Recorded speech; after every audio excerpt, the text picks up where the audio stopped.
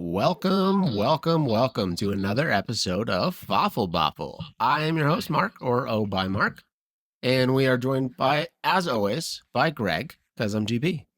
Hi. And this week, once again, joined by your four-time champion, Bo, or Shining Axel. Hey. You guys are so enthusiastic. It's fantastic. I'm a sleepy, Well, I'm a sleepy baby. Greg, it's 7. I mean, don't want to blow out people's eardrums. I don't know what volume they're listening to. I mean, that's on them. Yeah. Okay. I'll drop that next time. How are you today? Bo, it's been like 2 weeks since you were on. Yeah, 2 weeks. So, like I said in the chat, I like doing the podcast, but I like other people. I like listening to other people. So, if you guys haven't done it and you're listening to this, you should do it. Super fun. But yeah, no, I'm good. Matt kicked my ass this week, so but I got a freebie this week. I got the free square on the bingo card. Yeah, so Gotcha. get back into shape there. Not only is he just terrible as like a team, he got worse manager this week again. So he's still not setting lineups correctly. Yeah, I saw that. And I don't know why he would do that intentionally, because like, dude, your team sucks. You're not going to win anyways. You may as well upset someone along the way. Is he taking off people in bye weeks, or is he just like, unless I get trade offers, I'm not even paying attention to this league at all? I'm just putting on like autopilot. Truth be told, I have no idea that he's technically in the rule book, so I should start policing that, but I got other shit going on. I don't care. I wouldn't be surprised, Ryan, I know you listen to this. I wouldn't be surprised if you're like, you know what? Unless I get trade offers, this league can just, or this team can just go all the way to the bottom. And I'll pop back in around like December-ish. I don't know. I feel like he'll pop back in around trade deadline. Yeah, I mean, he'll see what he can get. Trade deadline. Yeah. But I'd be curious if he is actively trying to pick the worst lineup, or if he just sets a lineup and it works itself out that way, Well, that's what I'm saying. Why would he purposefully set the worst lineup? Because he's trying to get a higher pick. But it's still max points for. Oh, that's true. How many times do we have to go over this? I know. I don't think about it that way, though. I know that it's true, but I don't think about it. Can I throw out a disclaimer? I don't know if everyone knows this or not, but for the max points for, this is really stupid that they do it this way. We've discussed this in years past, but players on your taxi squad count towards that. So if people are like, oh, I'm going to put people on my taxi because I'm trying to rebuild and blah, blah, blah. It doesn't matter. Like, if it's a player you own, it goes towards your max points for. At some point, yeah, for sure. Thank you for saying that. At some point in time, if Sleeper toggles that as an option for me to change in the background, I absolutely will. Because in my mind, the taxi should be there as a development piece, not to harm you. We'll obviously take a vote on something like that because it's a significant change. But yeah, I would absolutely advocate for that. I mean, yeah, no, I 100% agree. That's what it should be there for. But I feel like there may be some people who are like, oh, I'm not going to take this person off taxi and try and like have a better lineup because I don't want it to impact my draft order. It's not going to do anything outside of standings. Yeah, the standings is where it's going to come into play. So if you're rebuilding and you don't want to win, you still want to keep those guys on the taxi. But yeah, to your point, if you're competing or somewhat competing, you should start those people anyways. Yeah. Let's jump into the quick question. I could not think of a relevant fantasy or football question this week, so I did something personal and more fun. So what is something small, minor, that's made your life better lately? So a small gadget, a habit, a mental shift, anything that's just kind of made your day-to-day, made your life better or improved your mood somehow. Bo, you're the guest. Let's go. Let's hear yours. Okay, so I have kind of like an older one, I guess, depending on where you are with your technology. But a couple years, we switched over from just like regular like AirPods to like the AirPod Pros. So, obviously if you have the Google or whatever equivalent, doesn't have to be the Apple version. But basically something that's like, you can stop and start your music, has voice control, has the microphone and noise cancellation. And I honestly was never like a big person that's like, oh, I gotta have like the latest and greatest. It was just a good Black Friday deal. So I got it for Lauren and I got them for myself. And it was one of those things where I was like, I didn't realize how much I would enjoy all the extra features until I had them. And now I like use them all the time. If I'm doing stuff around the house, I'm cleaning. Just like I said, the noise cancellation on them is actually really, really good, especially on airplanes. But yeah, just some of those like really like nice, probably now at this point, more like generic features. But yeah, that for me, that was one of those things where I didn't expect to enjoy it as much as I would, but now I like definitely recommend them to anyone if you're switching from like standard headphones to kind of more like upgraded deluxe headphones.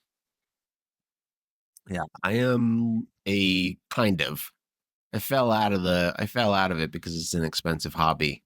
But I am I say quasi audiophile. I love good audio. Yeah. Headphones, our speakers are all very good quality. We listen to records all the time. I love good audio. So yeah, I get it. I'll jump in. So mine isn't technically super recent. I've probably had it like, I don't know, 6 months now, Greg-ish. A year maybe. I don't know, something in there. But it's called a Supernote, specifically the Supernote Manta. It is an e-ink note taker. So it's basically replaced all of my notebooks at work and personal, and it's fantastic. It's honestly, it feels like the perfect pen on a pad of paper, but it's all digital and it's fantastic. It feels so good. I'm literally addicted to journaling and writing in it just because it feels so nice. So yeah, it's great. Yeah, so that's what I was gonna ask. Does it like it has that same feel to pen to paper? Mm-hmm. Yeah. Okay. So most people might be familiar with the brand called Remarkable. Do you know that one? No. Okay. So it's the most popular of like the e-ink. And that I tried that one and I really liked it. Well, the first one I tried, but that was more pencil to paper. And this one is definitely pen to paper. Nice. Okay. I'll have to check that out. They're definitely expensive. So it's, if you take a lot of notes, I will 100% say it's worth it. But if you don't take a lot of notes, it's not worth it because they are expensive. Okay. Yeah, Mark went through like 3 or 4 different ones before he got the one he settled on. So yeah, I returned all of them. Yeah. I'm just saying, like, it was one of those where you tried the Remarkable and then the color Remarkable Pro. And then I don't like that song. I'm just gonna leave it in the corner of the room. Next one. Next leave it in the corner. You know, these $600 things, whatever. Just stack them up in the corner. Yeah, you might need a nice bookend or like you have a waffle table, throw them under there. Right. Yeah. All right, Greg, what's yours? So the one I picked was it's like super recent, but we just got some shelves that we put up and stacked some grow lights around a bunch of our plants and stuff. So I have everything kind of on timers, and it's actually kind of similar to the setup we have for our garden beds out front, where like we basically just did everything we could to remove me having to do something or remember to do something by creating automation. So like they come on at the same time every morning, they go off at the same time every night. And like, I don't know, I'm really stoked to see how different it'll be and how my plants will grow, solid light instead of just like guessing how far they want to be from the window. Nice. Yeah, we've been collecting houseplants. We're at that stage of domesticated life. We have been for a while. Yeah. You guys and Ryan can probably just spend hours together talking about plants. Ryan is always like, "Oh my god, you have the," and then he drops a scientific name, and I was like, "I don't know what the fuck that is, Ryan. I just think it's pretty." Yeah, but he knows all the scientific names for it, and then he's disappointed that I don't know what it is. So yeah, he gets like really different interest. Like you're like, I like it, but I like it. I'm not the same level you do. Not at that level, anyways. Yeah. I might get there. I'm starting to try to learn what the plants' names are, at least like the common name for them. Yeah, I've gotten into good step. Yeah. I've gotten into like cactus a lot recently and like succulent type plants and stuff. I can't keep them alive inside, but I do a really good job of keeping them alive outside by ignoring them. Just letting them exist in nature. But how that works. Yeah. But like I learned something. It's super fun little random story about our plants just to kind of, I don't know, round it out. I think it's fun. So if you've ever gotten like lucky bamboo as like a gift from anybody, like it's literally just usually like a stalk or two of bamboo and like a thing of water in a random vase. So that's not actually bamboo. And I learned that one of the biggest plants we own is technically just really old, grown out lucky bamboo. And so someone gave us one when we moved into our house. And I've been like, is called Dracania. Yeah. And like I've been trying to like, so I'm like, now I'm interested to like grow out this lucky bamboo and see if I can get it to be like, somewhat resembling the other one that we purchased way bigger. I don't know, it's pretty cool. Like I was just a fun fact that it's not actually bamboo. Yeah, no, that's cool. And you can grow them entirely in water. They don't technically need soil. Yeah, I would love to be more green thumbed, but I've had a lot of troubles growing. But maybe later I can pick your guys' brain. Automate.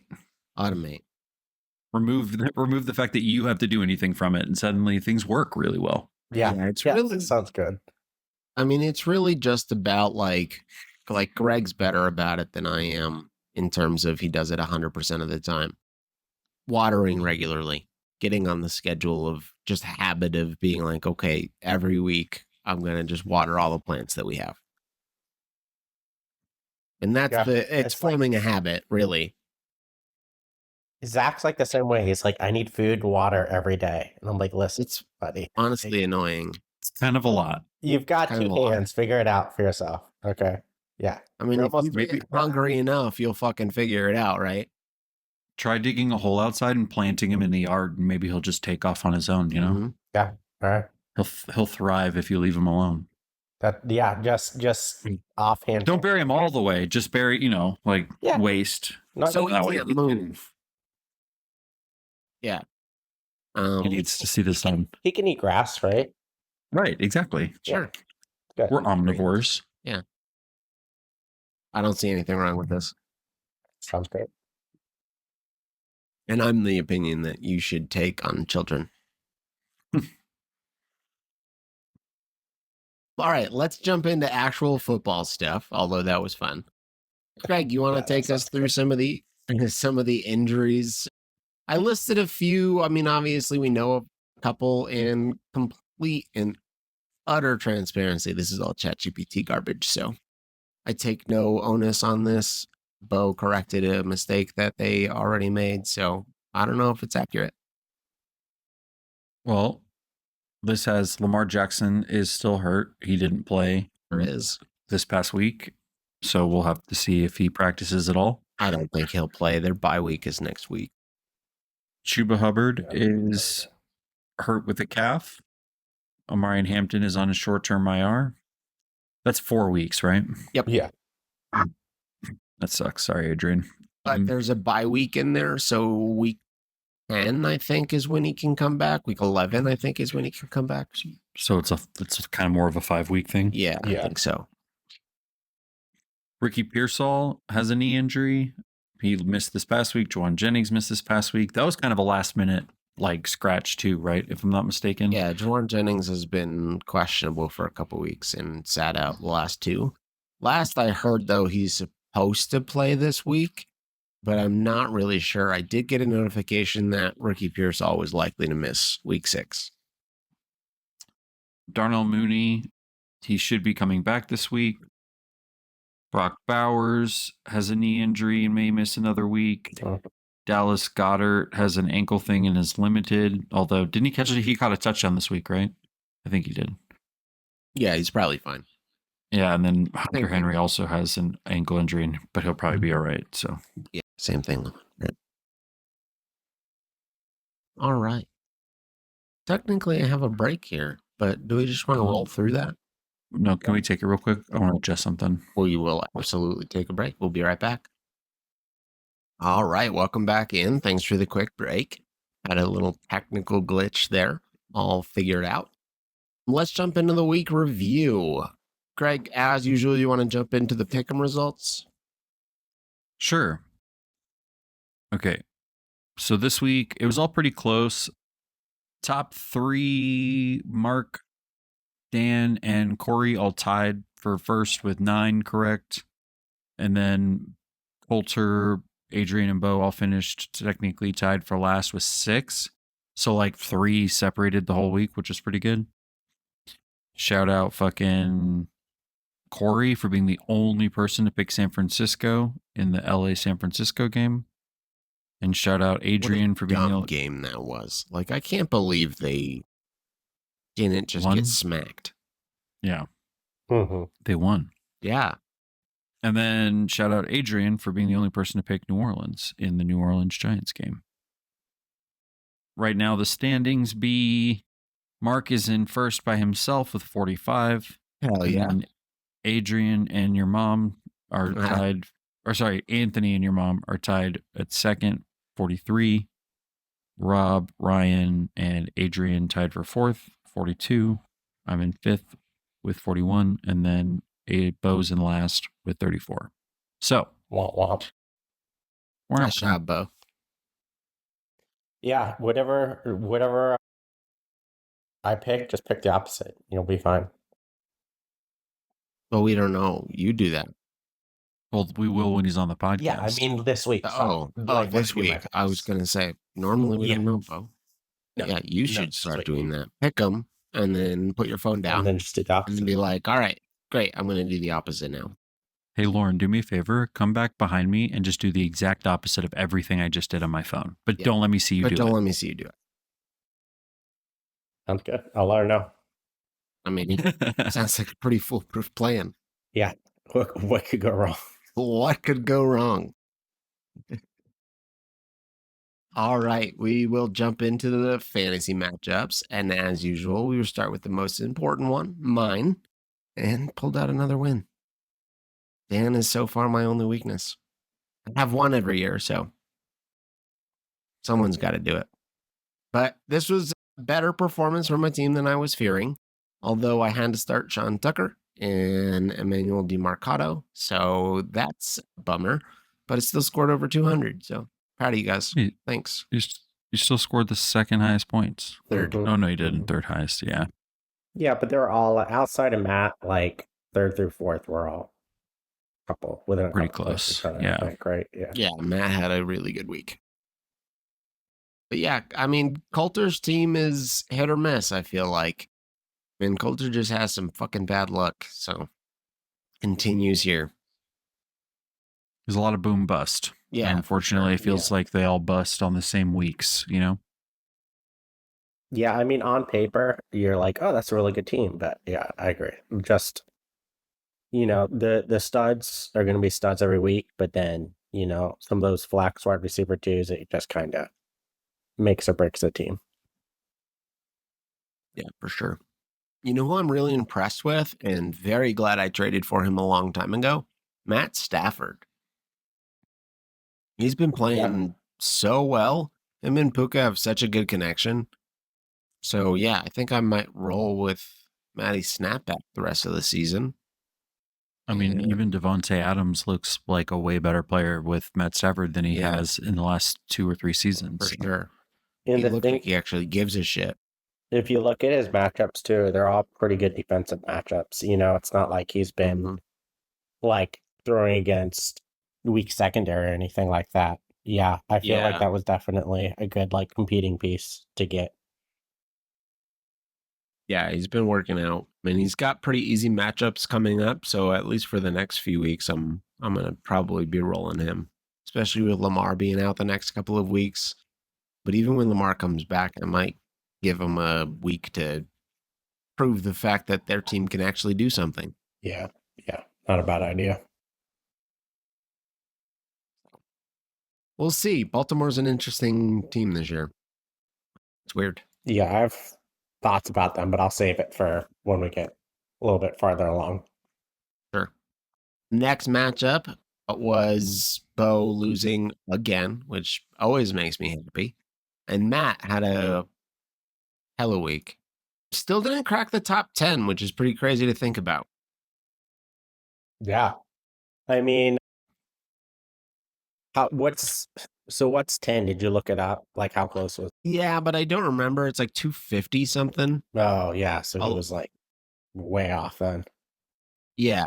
It was like 251 or something like that. I don't know. Not important. Something around there. No, yeah. He definitely had a great week. You know, Chuba killed me in two ways because by him not playing, not only did I not get those points, but then Rico Dotto fucking went off for like 30 plus points. So not really, but even like has to have at least a job going forward. You have to give him carries now. Yeah, it's definitely going to be. I mean, I don't think Chuba's, going to be relegated to the bench, but it's going to probably be more of a split backfield situation. Exactly. Yeah, definitely a little worried about that. And then Bill had another heck of a game. Fucking Bill Krosky proving me wrong. Because if you look at the rest of his team, they're like expected or average performances from everyone. I mean, Kyron went off, but like that's not crazy. Yep. And everyone else had like decent performances, but those two right there are the ones that fucking like destroyed me. That and then his one defensive back. I don't even know how you say it. Petrie. Yeah. Got 22 points. But it is what it is. When you lose against the highest scoring team, you can't really, Yeah. Not much you could have done. You don't second guess yourself as much. Yeah, not much I could have done. You had a little bit of Coulter luck there. You weren't the second highest scoring team, but you definitely scored, a lot of points. Like over 200 is pretty good. So yeah, like the fact that you scored over 200 and lost. Yeah, that's how I feel. Like earlier in the week or in the earlier games, I was like, oh man, I'm gonna have a really bad week. And then I was like, oh no, I ended up having 200. I don't feel that bad about it. But a loss is a loss, so it sucks. But just move on. Well, I feel like you're having my season last year. Your team is performing well, but you keep going up against high scorers, or you trip and then lose against a team you should have beat. Yeah. And that's what happened to me last year at the start. Was like I started like I think 2-4 or something like that last year. So yeah, I mean, like for the third record, or fourth highest scorer for the whole time. Yeah, for the record, so I'm just pulling it up because I was looking at it earlier. As of right now, I have like the highest points against by 940 at 945. The second team is Brian at 932. So, but yeah, I mean, I've had obviously really, really good luck the past couple of years, so it's bound to kind of even out at some point. But I'm hoping it's still, my team's good enough to punch out enough wins to make it to the playoffs, which is, everyone's goal. So keep moving on. I'm trying to see if I can quickly pull up your all record. Sleeper doesn't fucking show that, which is frustrating. But like what your record would be if you played everybody in the Yeah, I don't know if Sleeper shows that, but Sleeper does not, but I'm using that League Legacy website that I set up a while back. But I can't find it quickly, so I'll move on. Yeah, if we come back to that, maybe I'll post it in the chat or something. I'd be interested in seeing that too. Yeah, if I can find it, I'll see that. But okay. Yeah. Next matchup was Adrian versus Dan. Dan pulling out another win. I don't understand. How is that team still winning? I don't get it. I mean, you are literally just repeating yourself when you're talking about Alex's team from last year. That's right? what I'm saying, yes. I don't understand. Don't make no sense. I mean, if you look at his score, it's like kind of towards the middle, lower middle. So it's one of those matchup luck things, you know. It's just like I've had some bad luck with matchups. He's obviously had some good luck with matchups. Yeah. Where's he stand in max points for? I'm curious. I like week 5 on because it like shows us patterns more. So like you kind of understand what teams are doing regularly. So he's right in the middle. Yeah, he's right in the middle. Yeah. Makes sense. Yeah, he's right in the middle. In the middle. He has scored like 23 more points for than he has had points scored against him. So. Yeah. All of his matchups have been close. Yeah. Yeah, for points for, he's 5th highest, so, you know, lower half. And then points again, he is, again, 5th highest, so. Lady luck. Yep. Hey, if it gets you to the dance. That's right. That's right. Adrian's team sucks. We lost Amari in Hampton. Got him in a lot of locations. So I'm hurting there. Also, Justin Herbert started off so well, and I was really curious as to why he has sucked the last couple of weeks. And it also explains why Amari and Hampton got hurt. They lost their left and right tackle. One of them for the season. I can't remember. Yeah, Joe Alt, they lost at the very beginning of the year, right? Like it was super early on. Yeah, I remember that. I didn't realize they lost their other. They lost 2 more. Yep. But yeah, Alt obviously, you know, is stud, you know, lineman, stud tackle, so that hurts him a lot. Yep. So he's just been under pressure the entire game, so makes sense that he's been limited. Yeah, that puts it into context for sure. I mean, Quentin Johnson's still been feeding off that. I haven't watched a ton of Chargers football, so I don't know if it's just Herbert's like getting pressured and he has to throw the ball and DJ is just the recipient of that, or... Yeah, I haven't watched too many Chargers games either. I don't think many people watch Chargers games. Yeah, not really. But yeah, he's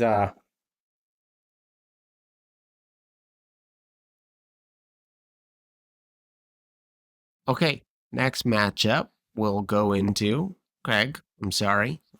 We got to talk about it. Yeah. Do you want to do the honors?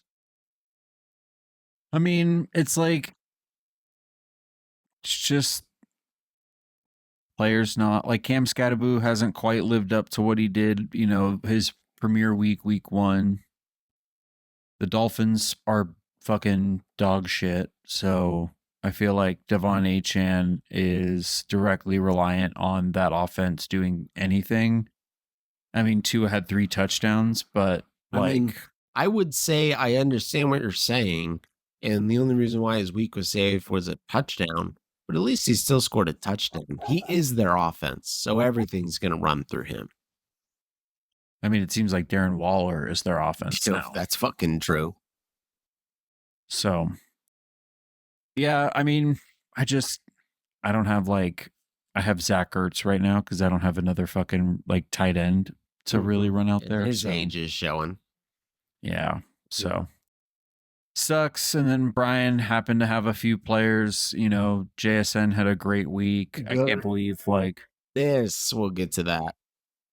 And then what is it? Brandon Strange. Right. You know, got hurt, but not before. Every fucking week. And I don't mean this in a bad way. I'm just saying I love it. Like it is now like a running thing. Like, please keep it up. Do you just make the name up? Do you just? I have no idea. So I'm gonna just throw a random one out there and see if I hit it. Oh god, who cares? So good. Anyway, most of them have to do with. I think I saw this notification earlier, but I'm not going to double check myself. he scored 3 points, but like it was like, why, if you're gonna get hurt, just get hurt before you do that. And then fucking the linebacker Devin Lloyd he has on his team scored fucking 18 points. And he's had like 2 really strong weeks in a row. Devin Lloyd has. Yeah. But yeah, I lost. It sucks. Who knows? I'm in a weird fucking spot right now. When does Kittle come back? Do we know? Potentially week 7, I saw. That's not too far. I think he's out 1 more week. Yeah, so that should help a little bit. I mean, yeah, but at that point, I'm fucking 1-6. Yeah. Like, well, you know what? I'm just trying to help. Sorry. Just frustrated. Yeah. No, I get it. Yep. Realizing that your team is slipping is pretty shitty feeling. Well, especially if you like go into this season thinking like having high expectations. If you're like, oh, we're gonna see what happens, and you're like shitting the bed, you're like, okay, I'm just gonna go for next year. I feel like it's not as bad. But when you're like, oh, I'm gonna have a good season, and then let's like 1 loss, you're like, okay, I can come back from that, and then 2 loss, you're like, all right, I can make that work. And then you start like they just keep piling up. You know, yeah. I mean, even really what it is for me is like the fact that like I can't seem to score more than like 160 points, and like there's no way I'm gonna even have a chance. Like I swear to God, if you look at the last like 2 seasons, I haven't scored near 200, and I don't understand. I guess. Well, I feel like it's like I have great weeks, and my great weeks line up to like 1 or 2 players having 30-point weeks, and then somehow you 2 get fucking 4 players to have 30-point weeks, and then you get hurt and somebody comes in behind them that you're able to pick up off the waiver wire, and now it's 30-point weeks. It's frustrating. Well, I feel like, go ahead, Mark. Sorry, go ahead. I was just going to say my team is just a glass cannon, right? I don't have much depth. So that's evident by the fact that I'm starting Sean Tucker and Emmanuel DiMarcado. So it's just a matter of I consolidated all of my assets. So that's the game I'm playing. If I lose another player, I'm not going to start winning. Emmanuel DiMarcado only didn't have an incredible week because he was an idiot and threw the ball on the ground before he walked through the end zone. Sure. Like you're still putting in, like you're throwing a dart throw out there and it works. I mean, it's frustrating. I pay attention, dog. Yeah, but you had a decent amount of players like built around like the Dolphins offense. So I think when you like consolidate, like, I mean, not that you had a ton, but you had 8. Did you have Waddle on your team at some point? Or am I just imagining that? I had Jalen Waddle. I traded him to Corey. Yeah. So, right. So you had like Waddle, A-Chain, and Tua. So when that whole offense is ass, then that like really hurts your team, Yeah. That's like, not that you're trying to stack, obviously, it was over like years, but, any sort of stacking, that's the downside of it, is if you have like Chase, Higgins, and what's the running back? Blanking. You guys know what I'm talking about from the Bengals.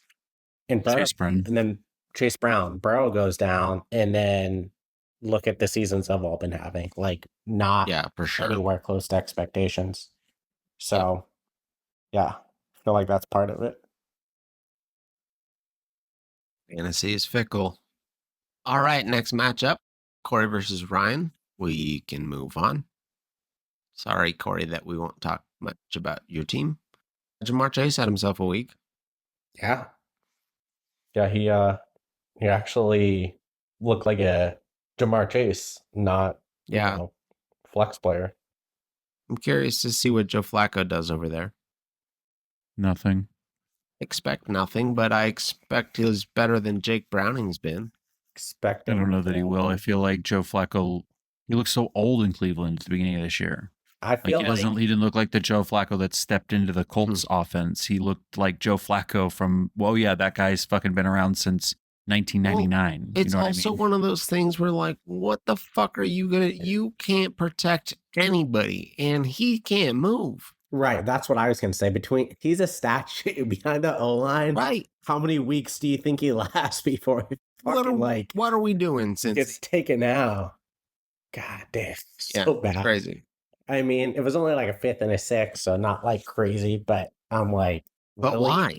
Is that, yeah, like, why not? Would you rather have him come in, win you a couple games, and then like not make it to the playoffs and get like a mid-range draft pick? Or would you rather just stick with Browning, see how your season goes, and then get like an early draft pick, try again next year? Right. Yep. I feel like that I don't know. that T Higgins deal is really like biting them in the ass right now. Yep.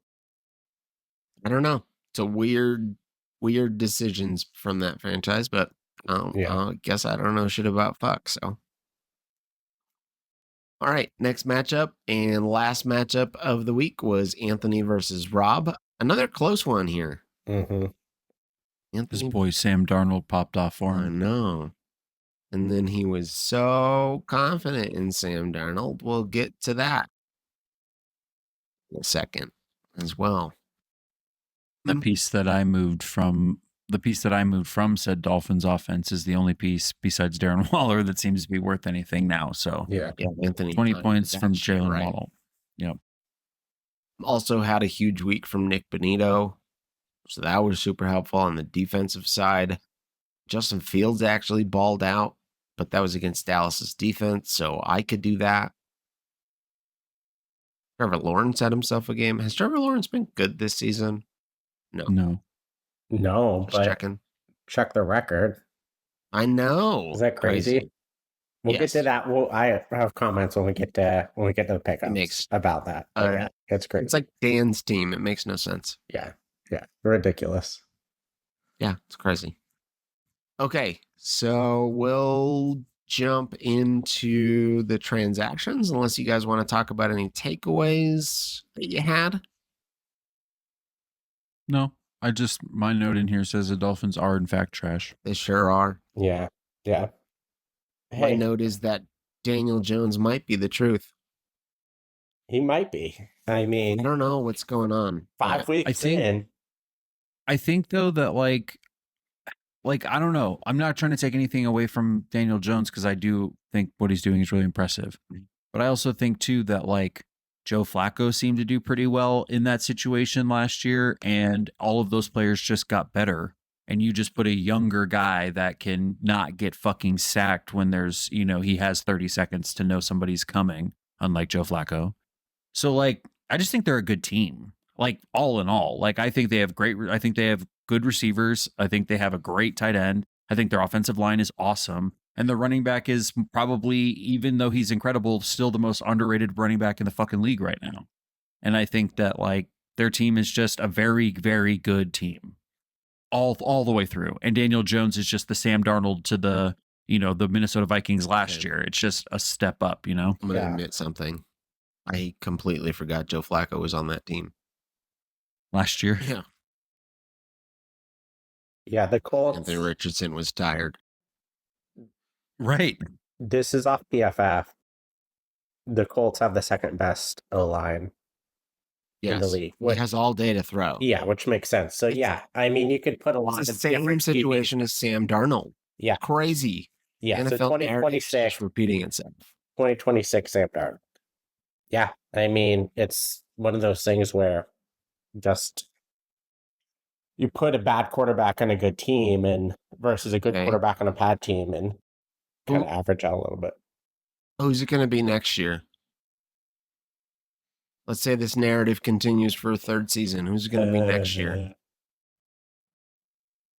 Let me pull up Sleeper really quick and get a look at. I think it's all right. Here's my take.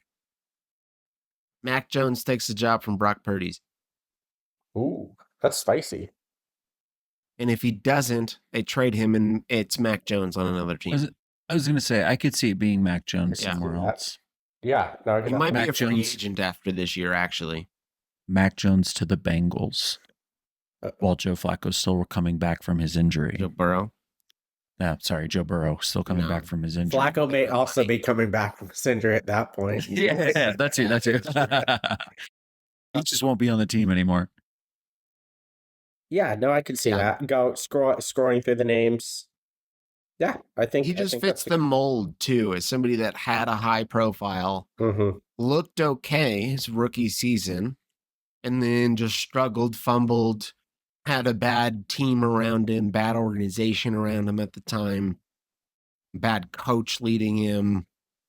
So, like, it's just fits the mold, and it makes sense, and he looks great. Yeah. Yeah, I think that's a fair call. Yeah, no, I think that sounds good. The only thing I had on here was I feel like last year was like an off year from normal as far as like running back injuries. Like, obviously there's injuries every year, but everyone's stayed relatively healthy. And then this year is just kind of come back to normal with just new injuries every week. Yeah, it's the suckiest thing about fantasy. Well, it sucks too, because it's like, as a fan of football, like, obviously, if I don't have them on my team, it's like, oh, I want other people's teams to do bad, but I don't want it to be because great players get injured. Right. Like someone like Neighbors going down. Struggles for it. Yeah, like someone like Neighbors going down is like, that sucks, versus someone like, Eckler or something like that, like, who's not like as much. It's not game changing. Yeah, it's not game changing. Yeah, so that's unfortunate. Or Burrow, or I don't know if that was real unfortunate, because that's probably a career ender for Austin. Yeah. I mean, not to take out of perspective, like, I don't want anyone to get hurt that seriously, but in the sense of how it affects the game and the sport. I know what you're saying. Yeah, for sure. Yeah.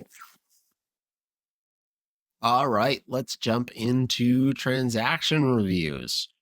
Let's get the boring stuff out of the way first. Notable waiver ads.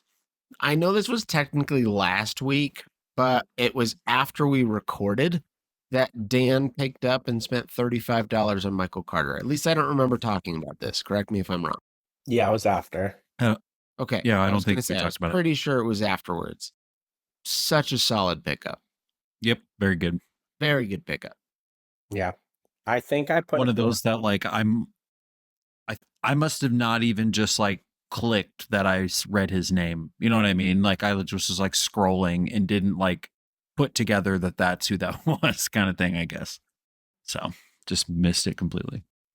Yeah, I put a bid on. I think I was with DeMarcado close to a couple people. It was like I had $3, a couple people had 4 or 5. So it was one of those where I was like, I thought DeMarcado was going to be the one. So I was like, oh, I'll throw a couple bucks on here, but I'm not going to, throw all my money out. And that's one of those things where obviously it really paid off. I mean, you don't get too many big hits in this league, so I don't think it's crazy to spend a significant amount when you get that opportunity. And yeah, I don't think that's going to be a 1 week thing. Like, he's going to continue to be a decent fantasy. I do expect DeMarcado to be involved still. Like, I don't think Michael Carter is good enough to take the entire job.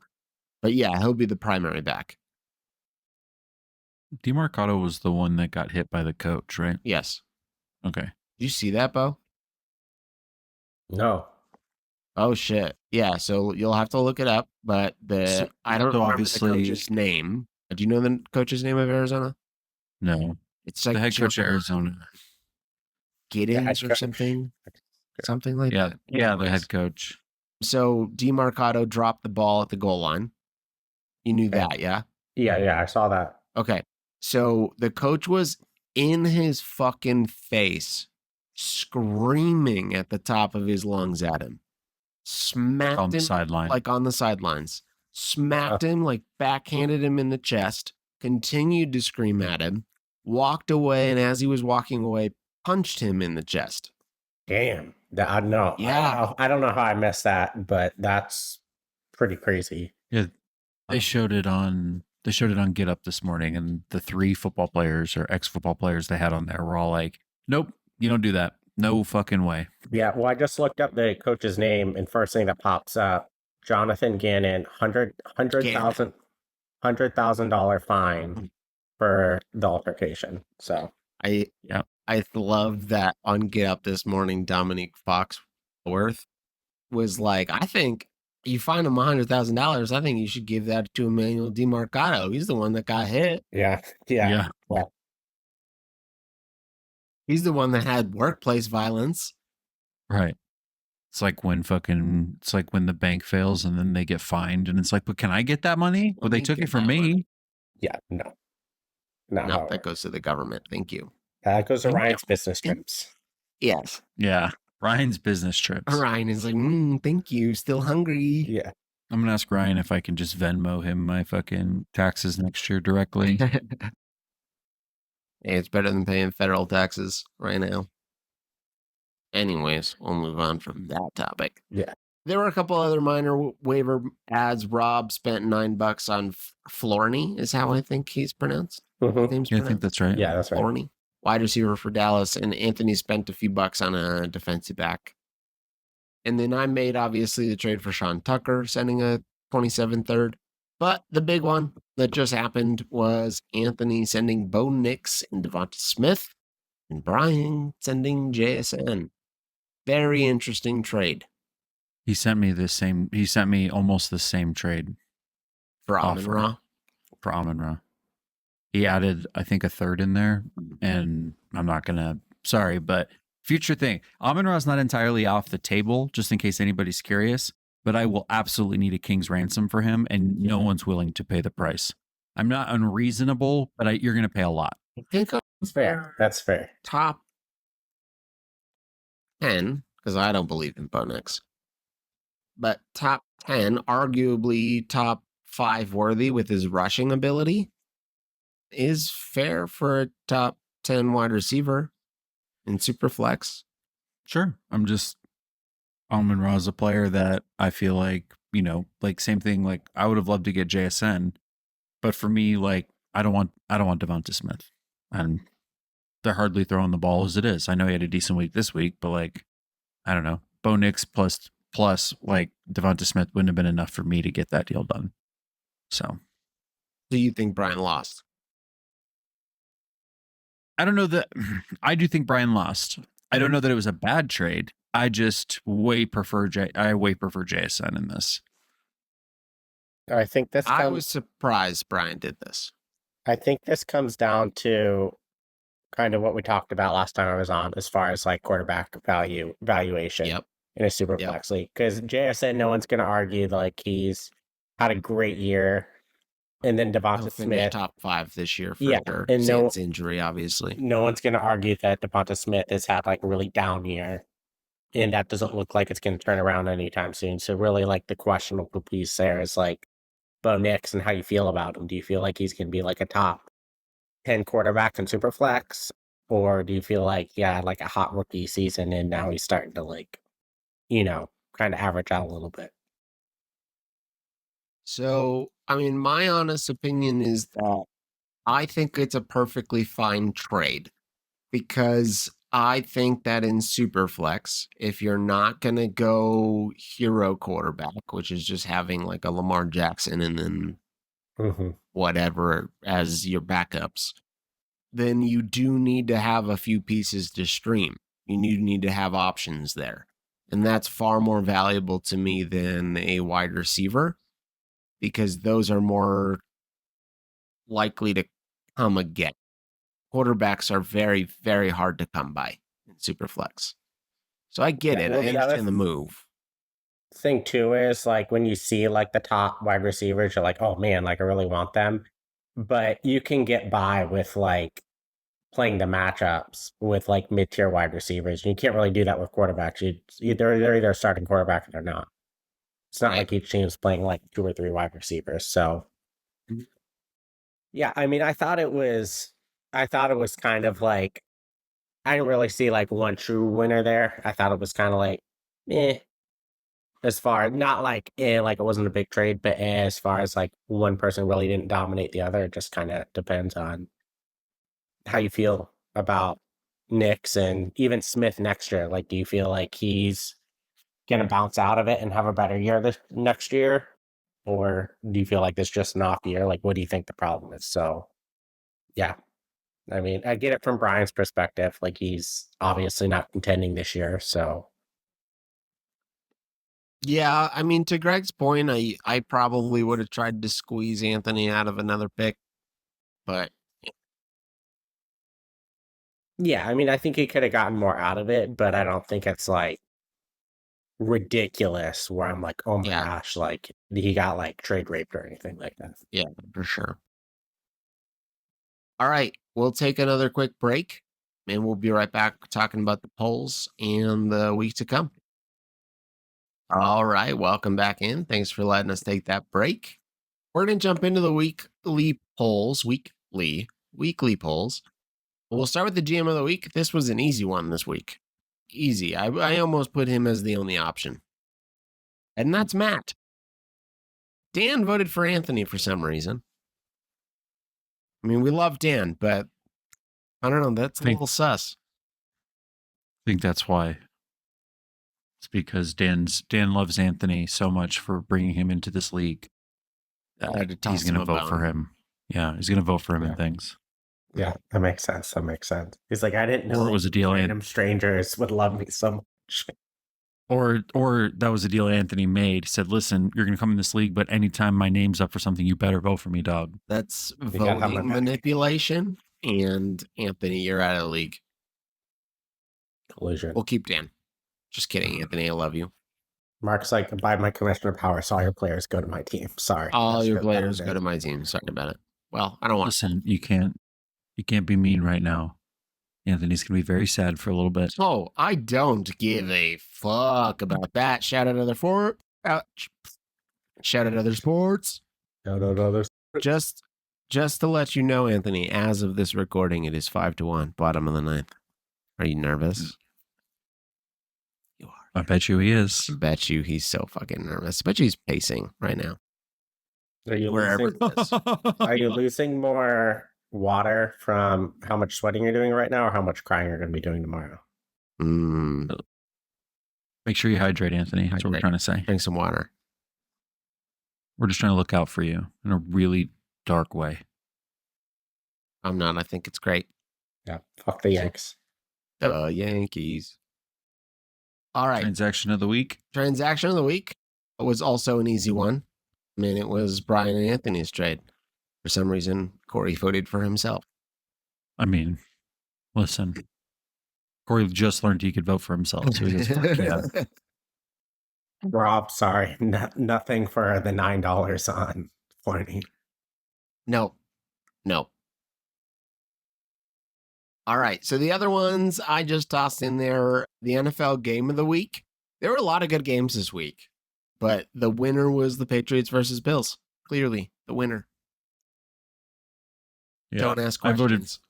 I voted for that because I like to see big teams get knocked off. Also, no big undefeated teams remain.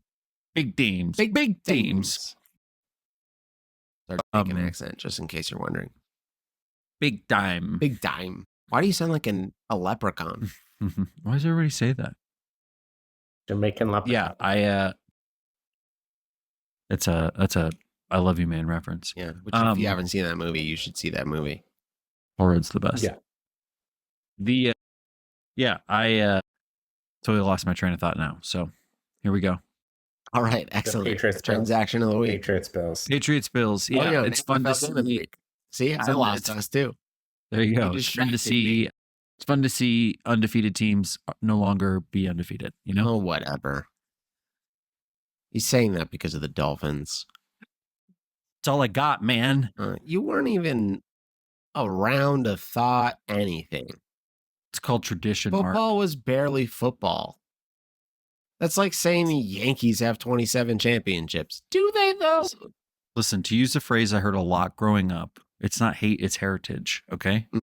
Okay, you want to repeat those people? I don't hate other teams for trying to go undefeated. As a quote for that, Greg. Nope. Title of the episode. Not hate, it's heritage. All right, but sincerely, Patriots versus Bills also tied with my second choice, which was the Bucks versus Seahawks. What a game that was. Yeah, that was a great game. Sam Darnold looking like Sam Darnold. Baker is him. Do you see that quote where they asked Baker, they're like, do you have like fond memories of when you and Arnold were together on the Panthers? and he goes, he's like, when were we when were we together? Yeah, he was like, no. He was like, fond memories. He was like, fond memories? When we were both backups? No. Yeah. No, dog. That's a no for me. No. We're good. Yeah. So fun. Speaking of NFL MVP, by the end of the season, with 6 out of 8 votes, Baker Mayfield. He is him. I was surprised that, I mean, I'm not surprised by one of the votes. Greg, explain yourself. What was the... You voted for Dak. Oh, yeah. I think that Dak is single-handedly fucking trying to drag the Cowboys into any sort of positive season. I think that if they can seem to somehow sneak into the playoffs or make it like, close or whatever, he's been playing incredibly. Yes, I agree. So I don't know. I wanted to throw a vote at, to me, what felt like could be a dark horse. You like, I think that on it, Greg? Those are good odds. I mean, throw $5 on it. Sure. I threw a $5 at Baker. See if Dak can get MVP. I don't know. All right. Dak said, okay, I'll put the team on my back though. Yeah, similar to what happened to Burrow last year, where it's like the team is like shit, and Burrow's like, no, we're gonna keep going. We're gonna do this. Would you rather have Baker or Dak as a QB for your team? As a fan of my actual team or on my fantasy team? Or as an owner? I get, like, if you were starting like if you're starting an NFL franchise, not for fantasy, like real life. Probably feel like that's a good question. Because I feel like I like that I like what Baker's kind of been through. Oh, and it feels like 5-2. Yep. Still 2 outs, so. I feel like Baker's been through like a lot, and he's shown that he's like a really, really, really resilient human being in terms of like still wanting to just be the best version of himself. But like Dak's really fucking good, man. So I think I take Dak, but what's the age difference on them? Is Dak younger? It's probably pretty similar. Yeah, let's look it up. Dak Prescott is... This is great podcasting. Dak Prescott's 32. 32.2. Baker is 30.4. So, yeah. So 2 years. Baker's younger. Mm-hmm. So I'll take Baker. Yeah. I was going to say, I would take Baker. I mean, I'm a little biased, obviously, because he's my QB. But even on top of that, I think, like, especially watching him, like, more closely than I did like when he was on other teams. He's just got like one of those intangible things that you can't just like put your finger on, but he's got that like it factor where he's got just the dog, like, a complete dog. Yeah, he's the type for sure. Yeah, he's the type of guy that makes people want to like run through a fucking wall for him. Yeah, you know what I mean? Like, he's gonna be a great coach when this career's over. You know what I mean? Like, I really think he'll be a great coach. Yeah, just seeing him on the field and like, talking and talking back and like blocking, like he'll block like, for his own players. Like I just think he's got some of those intangibles that other players don't. But yeah, I think it's a good conversation. I think it's a fun conversation when you're talking about MVP. Yeah, for sure. They've both been playing fantastically, so yeah, it's interesting. Mm-hmm. All right, shall we move on, or any other comments there? No, I think we're good. Cool. Check the background. Oh, is it done? Yankees lose. Woo! Oh my goodness, it's almost as good. No, I think it's as good as the Red Sox moving on. Okay. Watching the Yankees lose is glorious.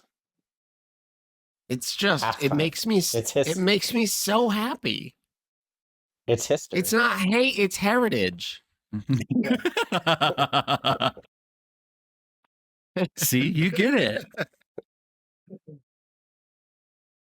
Ooh, what are the bye weeks this week? We should talk about that before we go. Weeks in here. You right, Greg. So week 6, right? Yeah. All right. Houston Texans and Minnesota Vikings are on their bye week. Say that again. Houston Texans and Minnesota Vikings. That's it? Looks like it. The NFL is so stupid. I agree. Like, what the fuck, man? In like 4 weeks. 4 last week. 7 teams on bye. Week 8, there is 6 teams on bye. That's so stupid. Yeah. And there's like 4 and then 4 and then 2 and then 4 and then none and then 4. What are we doing? Yeah, so stupid. I swear. Yeah. So the next year, if they do those double header Monday night games, I hate those. I hate them. Yeah, I hate them as well. Yeah. So stupid. Yeah. So bye week, heads up for anybody, just to clarify, because, we got to talking Minnesota Vikings and the Houston Texans. But I'll transition that into, we should do our pick'ems now. Bo, you get to pick teams. And we get to pick the opposite. Teams. Yeah, just whatever I say, just pick the opposite and you'll have a really good week. Thank you for the insight. Yeah, no problem. I'm here to serve. So should we get started? So Bo, I'm gonna go ahead and just preface this with, you hate double Monday night game or double Monday night weeks, and you get to pick during one. So Thursday night game is Philly at Giants. Spread is 7.5, and the Giants are the ones receiving the points. I kind of like the Giants to fucking stay close. Probably not, but I don't know. It's a division game, and the Giants kind of feel exciting right now, and I want to kind of get on board with them. And fuck the Philly Eagles because they were just in the Super Bowl, I mean, you're right. That's pick with their heart, not pick with your brain. I feel like. Yeah. Right, exactly. Because Philly's gonna stomp all over the Giants. Yeah, I was gonna say I'm picking Philly easy. I think. If they don't 7.5, yeah, they're gonna win by more than. If they don't stomp on the Giants, they barely make the playoffs and eliminated first round. Okay, calling it. I could see that. So Brian just not picked up, but Brian just got Devonta Smith. Mm-hmm. He puts him in. He's going to start him this week. Is he going to get a touchdown? No. I don't think so either. No. I don't think they get a receiving touchdown this week at all. Well, I saw too. I guess I should have read more into it. Something's going on with Saquon's knee now or something like that. Did you guys see that? No. Yeah, here, let me see if I can Corey. Pull it up. That way I'm not just I did hear that because I saw something about his knee said general soreness, and that's why, because he had an off week last week, right? Scoring wise. I mean, he hasn't been spectacular at all. Who, Saquon?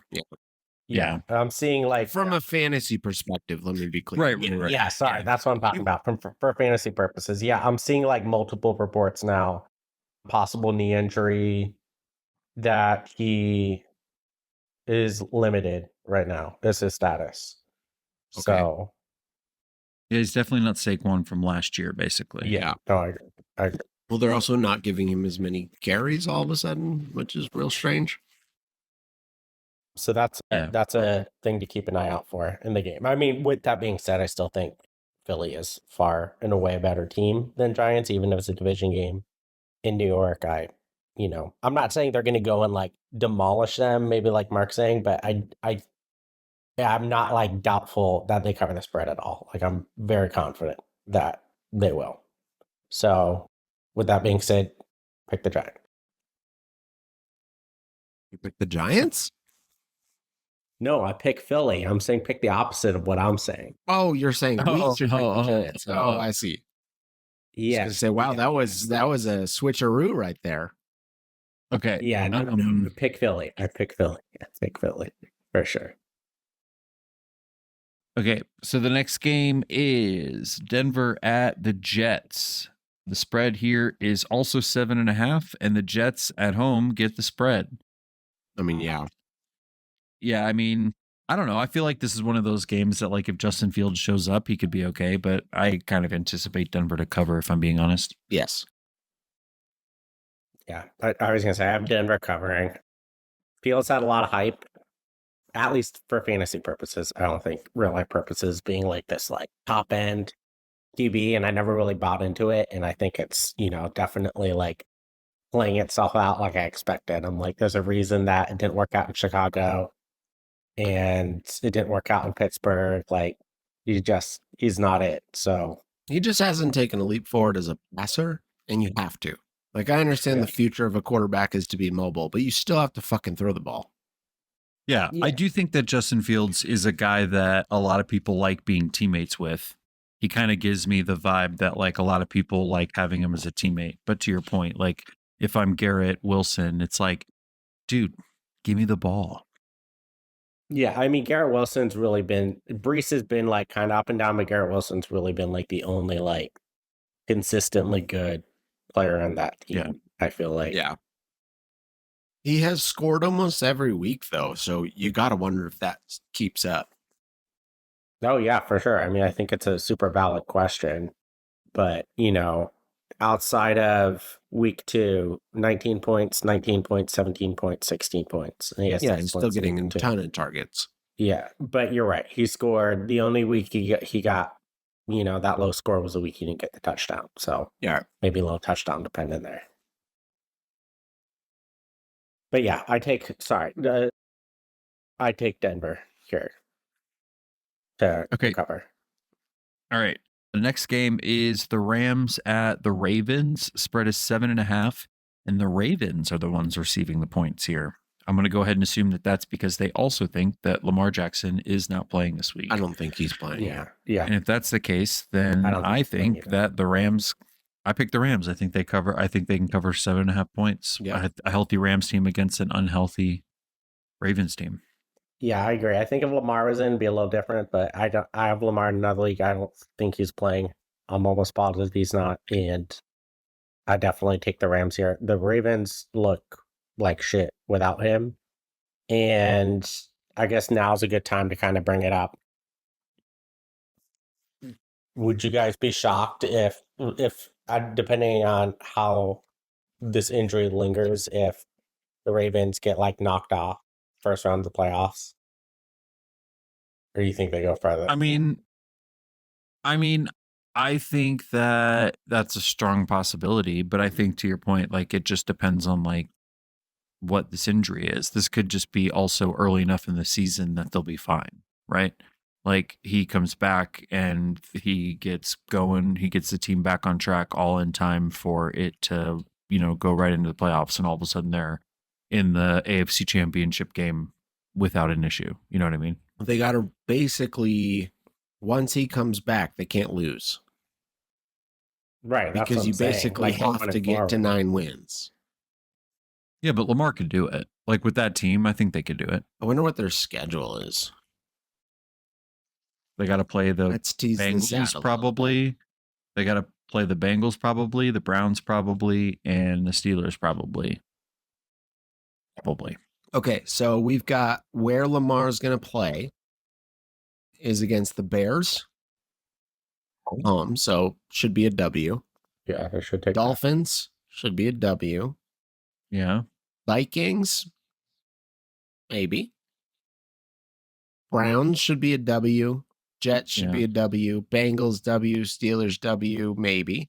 Bengals W. Patriots W. Maybe. Packers probably an L. Yeah. And then the Steelers to finish it out. I think they lose one of those Steelers games. I was gonna say, so let's say they're 3-1. So they're not gonna get to 9 wins, and I don't think that wins the division. I think the Steelers win the division. No, I agree. I don't think they win the division. I think if they get in, it's a wild card. But I don't think an 8-win team would be a wild card. Well, then even going even further than what I was saying originally, I said they get knocked out the first round of the playoffs. Now we're talking about them maybe not even making it to the playoffs. Just crazy. That's all. Yeah, I mean, 1-4 is hard to come back from. Yeah. Yeah, you're right. Yeah, especially if Lamar's not like out again next week, then who do we say they play next week? The Bears. I mean, they should. No, that's after the bye week. No, So he should yeah, that's be after back. the bye week. He's got a bye week next week. Okay, yeah, so he should be back after that. Okay, yeah, just a team to keep an eye on. I think, especially if you've got like like we've got the bet writing on it, but if you've got any sort of survivor pools or anything like that. Okay, next game is Dallas at Carolina. Spread is holy shit. Spread is 3.5 and Carolina gets it. I picked Dallas here. I feel like Dallas is. I think you're underestimating how bad their defense is, Greg. Sure, but I think that Carolina didn't even look that good until they had to pull out a come from behind win against the Dolphins, who are also not playing that great on defense. Dallas just almost lost to the Jets. Dallas has played every game close. I feel like their defense is trash. But I'm just saying that I think that Dak Prescott can win by a touchdown, not just not just squeak out a field goal win. I don't know. I think that Carolina is a very, very bad team, and I think that Dallas is a better team than them by a significant amount. I might even stream Dallas's defense this week against Carolina. All right. You stream Dallas's defense? I won't. Yeah, I wouldn't do that. I do have to have that much conviction, Greg. In Dallas. I have Dallas here covering the spread, but I think it'll be close. I just think that they have the better offense, so even with their defense, they can keep up. I mean, it's only 3.5, so it's not crazy. So I have Dallas covering, just not barely, running away with the game. Yeah, enough to cover the spread, basically. Is CeeDee Lamb coming back? I don't know. He's our player. I mean, probably. Missed practice today. Not ready to return to practice. I think they keep him out one more week. This says it's unclear if he'll have a better chance to make his return week 7. I feel like they'll give him one more week. I would say Cowboys don't go and buy until week 10, so I doubt they hold him that long. Yeah. No. Yeah. Who do they play next week? Washington. Division game, so. Much more important than Carolina. Yeah. Yeah. For sure. Okay. Yeah, I picked Dallas to cover here. And Bo, you said you picked Dallas to cover? Yeah. Yeah, I've got Dallas cover. Next game is Arizona at the Colts. Spread is 6.5, and Arizona's the one getting the points. Yeah, I mean, I feel like the Colts could cover that. I have Danny Dimes, baby. All right, I'm picking Arizona. Oh, I've got Indy. That's fair. What was Arizona like? If they had scored that did they end up scoring that touchdown? By the way, the one that he dropped. No, that's a turnover. I just know that he dropped it. I didn't actually see the clip. I just know that he dropped it. Fumble I don't into know the end zone. I didn't know that if he just dropped it and it wasn't a turnover, it would have only been like a little punch. But because it was a turnover, he's like, I'm gonna beat the shit out of you. Yeah, you're right. Yeah. You deserve this. Yeah. That's how Mark would treat his fantasy players if he had them in real life. No, I would just trade them away. You did what now? Fumble, get off my team. Nonsense. Get out of here. Yeah. I think I'm looking at the games that they've played so far, and like they played the Seahawks to 3 points. Like Seahawks only beat them by a field goal. But they've played every fucking game to like that close. You know what I mean? Against the Titans, Yeah. the Titans, against the Niners, against the Panthers, against the Seahawks. Like they're all very close games.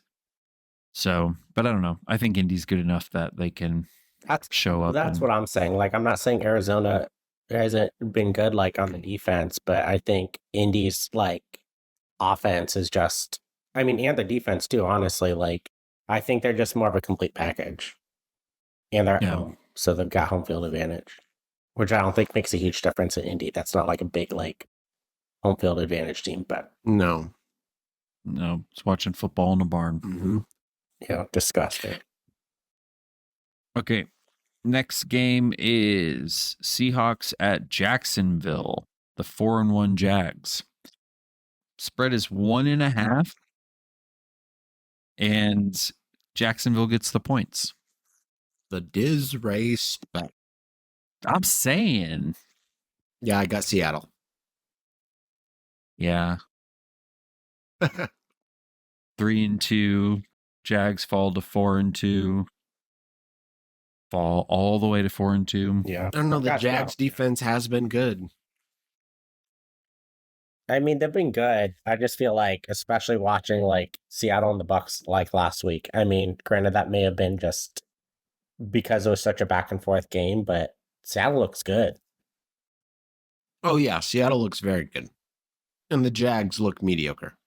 Right, that's what I'm saying. Like, I think the records don't reflect the teams. Agreed. I mean, it's Brian Thomas Jr. spreads. Yeah. Brian Thomas Jr. finally learned how to catch. Yeah.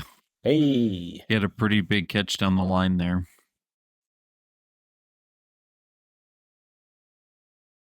And anybody else we need to talk about? Go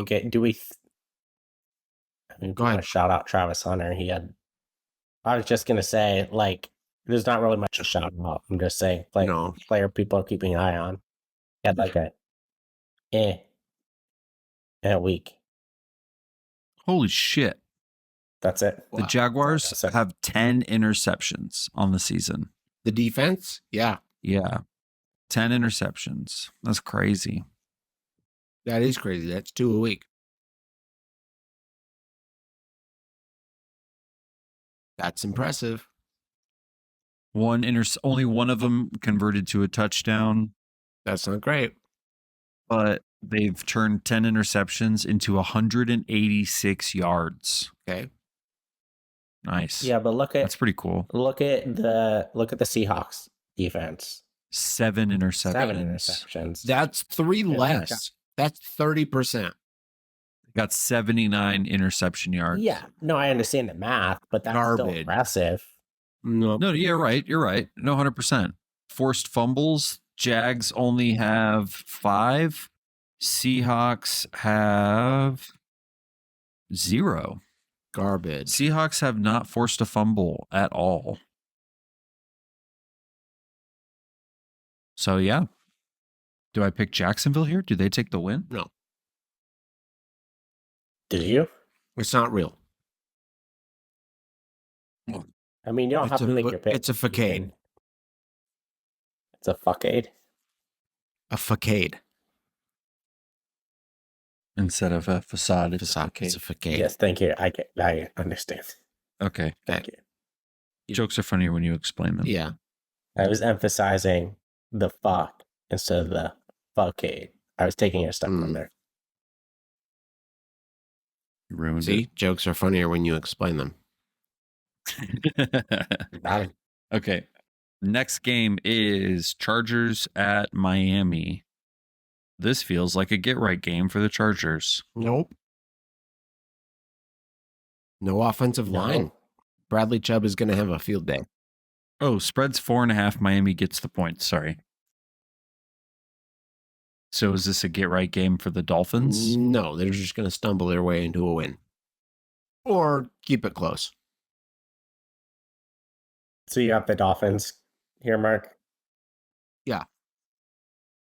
Okay. I've got the Chargers. Yeah. I mean, I think it'll be close, but I think we'll ask this the the Dolphins be the Dolphins. So if the Dolphins lose, does Mike McDaniel finally get fired? I hope so. Yeah, me too, kind of. That guy's an asshole. Probably. Not like in the way that he's like a dick to people. He's just like, I think he's just a poser. Yeah, that's what I mean. Like, he's just, I don't like you. Something about your face. Fake and performative. Mm-hmm. Okay. Well, who you got? Well, I might change my pick just because, okay, hear me out. So I did have the Chargers, but I'm going to be honest, I completely forgot that Amari Hampton was injured. Mm-hmm. So I think that makes a big difference. What's a fair difference? It's not punched in yet, so I'm going to change it. I'm going to change to the Dolphins because they don't have Amari Hampton. And the Chargers are just real hurt. Yeah, you're right. Yeah. So their options more limited. So I'm changing my pick. Going with Dolphins. Chargers medical staff is bad. Mm-hmm. Okay. Next game is New England at the Saints. The spread here is 3.5. The disrespect. And it goes to the Saints. Yeah, I think you guys like walk all over the fucking Saints. Yeah. Well, we will run. And then we'll fumble. And we'll run some more and fumble some more. And win still. You know what's amazing, by the way? Sorry, I'm going to go on a little bit of a tangent here. You know what's amazing is that when you look at the Patriots right now, right? And you're like, man, that guy fumbled the ball again. What's wrong with him? How is he keeping his job? And then the head coach is the one that is like the first guy to interact with him, is like trying to lift him up coming off the field after a fumble, blah, blah, blah, whatever. And then he goes on to score 2 touchdowns that game. Like, hey, maybe if the coach just believes in a guy, they actually do well for them instead of just, oh, you fumbled twice in the same like season, twice in the same career. Cut. You're cut, Sony Michel. Okay. Or you just beat him up. Yeah, I was going to say you just punch him. Or you just punch him in the chest. That's true. Yeah. He did have pads on. I don't understand why everybody's all mad. Yeah, you're fine. Yeah, it was just a little Drake May will probably look okay. He was helping him. Drake May will probably look great this game. I'm going to go ahead and guess that Kayshon Boutte gets a touchdown. But Spencer Rattler's trying to do his thing, you know? He looks decent. He's a he's a IRL startable quarterback in the NFL, I think. Yeah. I mean, he's just in a shitty situation, so that's not really on him. Yeah. But everybody on that team is in a shitty situation. Yeah. But with what he's got around him, he's been decent. Yep. That throw to Shaheed was real nice this past week. Caught him in stride. Okay, who you got, Bo? New England. Easily. Feel that. All right, next game is division game. Cleveland at Pittsburgh. Cleveland is getting the points, 4.5. Yeah, I'm going to pick Cleveland here. I think Cleveland's defense takes Aaron Rodgers down. Mm-hmm. Completely agree. Permanently. I mean, no, what? Myles Garrett swings a helmet. Put money on it. What's the over-under on that? What's the bet line? 3 swings. 3 swings. Under. I'll take the under. Yeah, Cleveland's defense is very good. And Pittsburgh's defense isn't very good. And I think that the switch to Dylan Gabriel has been a nice little uplift to how like their offense moves. Not Joe Flacco. I'm going to guess he was 19 for 33, though. It's not good. Sure. Even still, though, I think they can eke out a win over the Steelers. How come Sleeper's got to do that to him? Click on his profile on Sleeper. Who, Flacco? Dylan Gabriel? No, Dylan Gabriel. And then go ahead and click Aaron Rodgers just next to him for an example. Look how low they put him on the profile. Why you got? Oh no! They 100% did that on purpose. Right? Why you gotta do that? They're so mean. Did they do that to Kyler? Let's go check. That's ridiculous. And he's shorter. It's so sad. So mean. Bet you the Browns decide what picture to use. And they're like, we don't fucking like this guy. I bet you Sleeper did it as a joke. Yeah, but why not do it with all the short guys? Because Dylan Gabriel's noticeably like a short quarterback, I think. But that's why I checked Kyler. But like I feel like Kyler has other jokes that can be made about him from time to time. They don't have to do that one. Like it should be like a Xbox controller. Like a go back to Todd controller Kid or something. Yeah. It's just like a Mountain Dew can. Yeah. Are you sure your name's not Kyle Murray? Mm-hmm. You know who looks good? Quinshon Judkins. Yeah, you're right. Quinshon Judkins does look real fucking good. And he had a touchdown called back in that game. You know who doesn't look good? The running back in Pittsburgh. Fuck. Caleb I just Johnson. blanked. I'm so sorry. Yes, Caleb Johnson. Sorry. I browsed away from the webpage and totally spaced. Caleb Johnson. What's going on there? I mean, I feel like what was it, the second game of the season with the whole like kickoff return, and they're basically like, yeah, you've lost your playing privileges. Don't just go. Oh, you don't know what's going on? Then all right, sit down, my friend. I think like on top of that, like Rodgers and the Steelers coaching staff are like I don't want to say anti-rookie, but like, you have to like prove yourself. But then on top of that, he's not doing himself any favors. So he's not going to be doing anything for the rest of the year, I would imagine. I feel like it's Aaron Rodgers can't argue against, is it Jaylen Warren? Yeah. But he loves Kenneth Gainwell. So I think that he just, with that kickoff like situation, I think that Aaron Rodgers just used that to be like, all right, sit down, kid. Come on in, old man. Fucking Kenneth Gainwell, who has like experience. And he basically is like, you're going to be my Darren Sproles. Come on over, my guy. Yeah, like I feel like he's like that like old grandpa that's like, I don't want to deal with these like young fucking kids. Like, get out of here. Hey. So he wants like the seasoned, grizzled veteran. 6'7", you know. You hang with me. Yeah, 6'7". Yeah, I'm gonna. I just learned that yesterday. 6'7". Yeah. I don't know what you guys are talking about. Getting old, Greg. It's a dumb meme. Oh. It's like it's from like a song, but then it's like referencing a song, but it's also the height of, I'm blanking on his name, like a basketball player. I think Irving. A lot of basketball players are 6'7". Okay, well, I'm just saying that's what you're saying in the song is a specific player. But and then it's like a slang thing where people just say 6'7", 6'7". It's stupid. It doesn't really fucking kids these days. It's apparently like you can use it wherever, but it can mean like so or like you do it with the like weighing two options gesture. 6'7". Yeah, it's just stupid viral thing that kids are doing. So. Kids these days, I don't understand. And their newfangled language. Okay, who you got, Bo? All right, but Cleveland or Pittsburgh? I'm gonna take Pittsburgh here. I got Pittsburgh. Okay. I think you guys make strong points for the Cleveland defense. I don't know. I'm just feeling like Pittsburgh can cover. So I feel more confident about my Browns pick. That's fair. That's who I'm going with. So, oh, you mean because it's the opposite? Is that what you're saying? Right, because you're picking them. So I feel jokes are funnier if you explain them. Jokes are funnier when I have to explain them. Yeah. Okay. Mark Sotel, that just went over both our head. 6'7". Got him.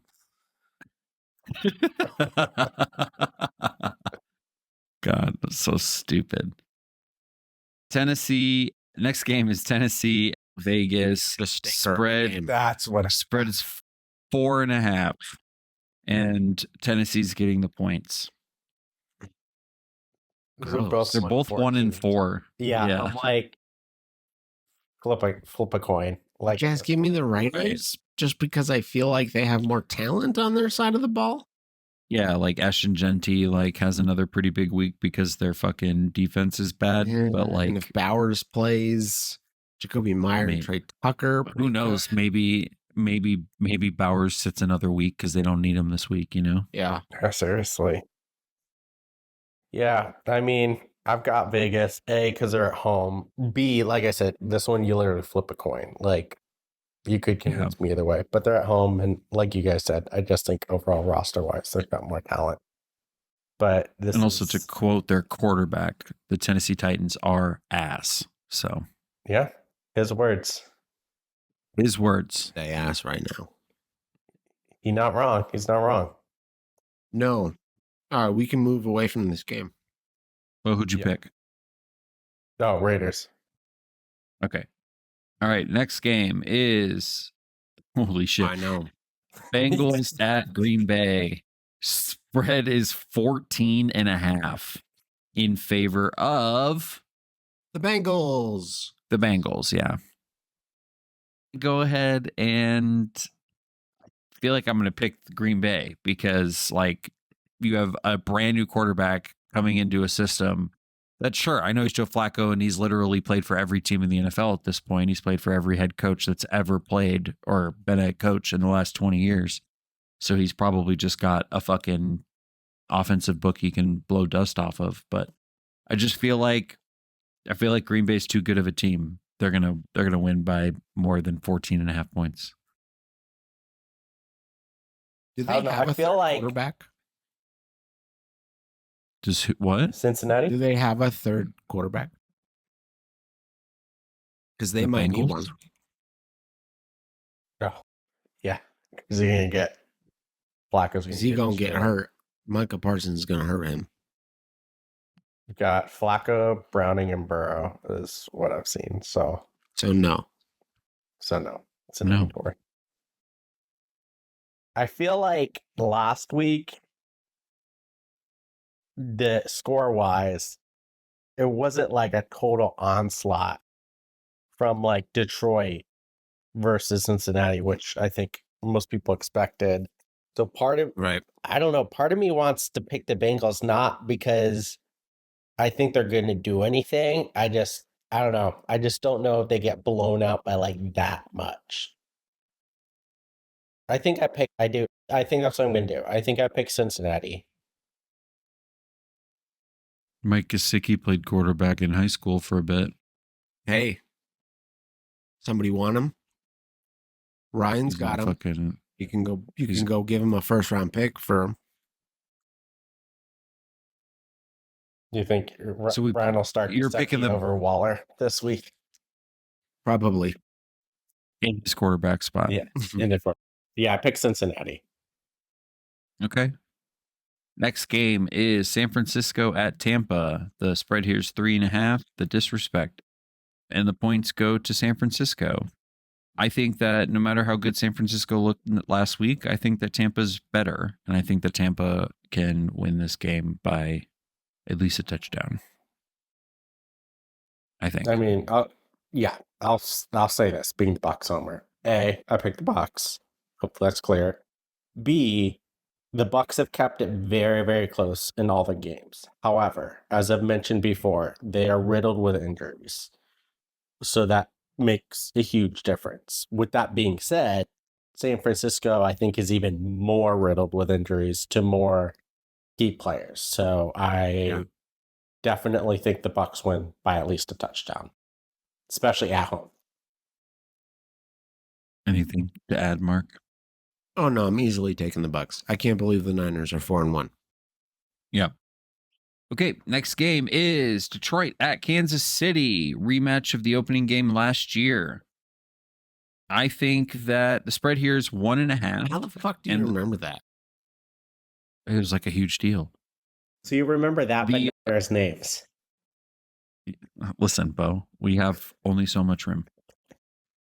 I have a lot of clients whose names I have to remember. I don't need to remember football players who will never fucking come What if you don't remember their names? What if you're like, oh, what's up, Joe? And they're like, hey, Greg. And they're like, my name's not fucking Joe. I legit don't actually remember any of my clients' names. I recognize their face and I'm like, what's up, dude? How are you? Yeah. You. Hey, you. Hey, you guy. No, and then Mark is fully aware that his job is to go, hi, I'm Mark. And then that person introduces themselves because I don't fucking remember their names. So Mark's going to do the hard work for me. And then he's going to say our name and we're going to know. We're going to know. Yeah. That's where my sentence is 20 minutes later. I'm like, I'm so sorry. I'm terrible with names. What's your name again? Yeah. By the way, I'm not don't do that for that question. Wait, if you ever come across a situation where you meet one of your fucking partner's coworkers in public, introduce yourself without letting your partner do that, because that way that person's going to introduce them and their partner, and all of a sudden your partner doesn't look like an asshole for not remembering what their name is. Yeah. Next game, not next game. That's a life hack. That's a life hack. Life hack. No, for real. I swear to God, it really works, and it's super helpful. No one has to embarrass themselves. To me, this feels like just like the Lions are a good fucking team. Yep. And I know that like Kansas City and Pat Mahomes is random tangent. I'm so sorry. Mark and I kind of were talking about this the other day. And when I say talk about this, I mean, I was complaining out loud to Mark and he said, yeah, I don't know. It's stupid. But it's like, you ever watch like a fucking Chiefs game and like Pat Mahomes does some shit that if literally any other quarterback did it, it would just be an easy pick. And like the defense is running the other way with it. But somehow every single time Pat Mahomes does it, his wide receiver comes back 10 yards, knows to do that, and then just like fucking scores a touchdown or something. It's so stupid. Well, how does he do it? How does he win? I hate it. It's so dumb. But that being said, I think that the Detroit Lions are a much, much better team. And as long as Amon-Ra can not be on fucking 2K at 4 a.m. before the game, I think they can pull it out and win by at least a field goal. Yeah, I agree. I have Detroit here. I think, again, on paper, Detroit's a better team. Kansas City keeps like finding ways to win. But yeah, I mean, they are 2-3. Detroit can cover. Yeah, I mean, I'm just saying, I think Detroit can cover which again, going back to the disrespect, a 4-1 team, a 2-3 team, and it's like, yeah, what's 1.5? It's not like it's cold right now. Come on. Kansas City isn't that much of a fucking advantage right now, I don't think. Mean, they do. Yeah, they have a pretty big home field advantage. Yeah, I was going to say, it's the loudest. Going back to what we were saying earlier with, I forget what team it was, they are one of those teams where I think the home field advantage actually makes a difference. Yeah, Indy versus Indy, it's like, doesn't really matter. Yeah, that's fair. No other fan base has somebody that robbed banks in every time he went to away games. So, what? Kansas City, one of their like biggest, most iconic fans, is currently sitting in jail because it turns out that he was like robbing banks when he would go to away games. There's a whole documentary on it. He's a Kansas City fan that dressed up as like a wolf, I think, or something. Seats. Yeah, he was always sitting right. He's like right in the first row. And the tickets like that's weird. That's suspicious. Fucking love that meme. Who you got, Bo? Who you taking? Detroit. Okay. Yeah, I've got Detroit. All right. So, Bo's favorite thing, 2 Monday night games. The first one is Buffalo at Atlanta. Spread here is 3.5 going in favor of Atlanta. I think Buffalo crushes them. I love Atlanta's offense, but I think Buffalo crushes them. Yeah, for sure. More specifically, Josh Allen crushes them. Well, that is James Cook and Josh Allen are their entire offense. So. That is true. Yeah, no arguments. I mean, Buffalo. I feel like Buffalo lose. I feel like Buffalo, the spread in like the spread impact that happened to Buffalo losing to the Patriots is not equitable to the favor that they gave the you know what I mean? Like, it's not like the Patriots are going up against the fucking New Orleans Saints and all of a sudden getting 10.5 points. Yeah. Like, but the Bills are going against Atlanta and they're only getting 3.5. Feels ridiculous. I mean, Atlanta's last offense, like you said, is okay, but against Buffalo's defense, yeah. Bijan's going to have 250 total yards and 3 touchdowns. Calling it. Holy shit. No, their defense isn't that bad. I'm just kidding. Okay, last game of the week is Chicago at Washington. The spread here is 4.5. Chicago gets the points. It's actually probably not a terrible game to watch. Jaden Daniels is obviously healthy, so that's good for them. Another week or two, so he'll probably be more comfortable. I'm gonna pick Chicago to cover the spread, but I think that Washington wins. I don't know that I have a whole lot of reasoning for that, but so that's fair. Yeah, I'm gonna take Washington here to cover. I don't think it's one of those like super strong, like one way or the other, but I just think that I think I'm gonna take Chicago for that reason, Bo. I think this is a toss-up game. I think it's a toss-up game, and I'll say this: there's not really a lot of science behind this, but my wife is a Bears fan. My wife. So I've watched them Bears it up many times, and I think they just find a way to fuck it up. So yeah, they are the Bears. Yeah, they're the Bears. So I'm going to take Washington. Duh, Bears. Fair enough. Duh, Bears. Yankees lose. And with that, we'll take a break. All right, welcome back in. We are going to dive into the fantasy matchups here coming up for week 6. As usual, we start with the most important matchup, which is mine. So, me versus Rob this week. I think you win. I don't know that Rob's team has much left in it, unfortunately. Yeah, I think you win. Yeah. Feel bad for Rob's team, but losing Malik Neighbors, that's a tough one. Yeah, I mean, I just feel like my team doesn't have too many holes right now. So I'm going to go ahead and take me. Yeah. Fair enough. Yeah. Anything to add? No, I mean, I think that you win. I think your team consistently scoring 200 points. I don't know that Rob has done that once this season. So I think that's enough for me to pick you. Okay. Next matchup is Bo versus Ryan. We can move on. Bo wins. Congratulations, Bo. You get to go 500. You'll at least jump up in the power rankings and the standings next week. Yeah, no. I mean, this week is all about cheering for certain people to win and other people to lose. So. Feel that. Hey, put your energy somewhere. Or you could just, put your phone away for a Sunday that you don't normally get to do. But, I mean, I've got other teams though. Okay, well, we don't care. We don't care about those in this podcast because this podcast isn't for those other leagues, Bo. Sorry, I didn't mean to get aggressive. That was rude.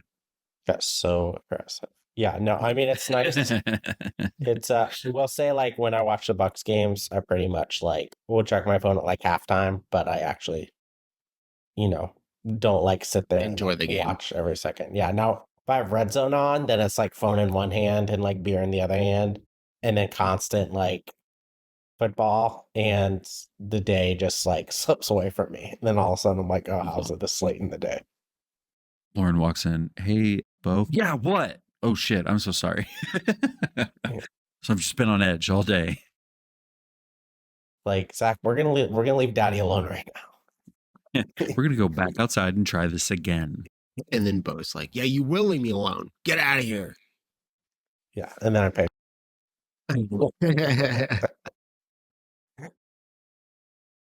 All right. Next game is Anthony versus Dave. Oh, give me Dan. Maybe Dan. I think Anthony will. For I think, yeah, that's true. That's true. Give me Anthony. Yeah, it's got to be Anthony. Yeah, I agree. It's Anthony. Especially with the trade he just made. He's got JS. I think Dan.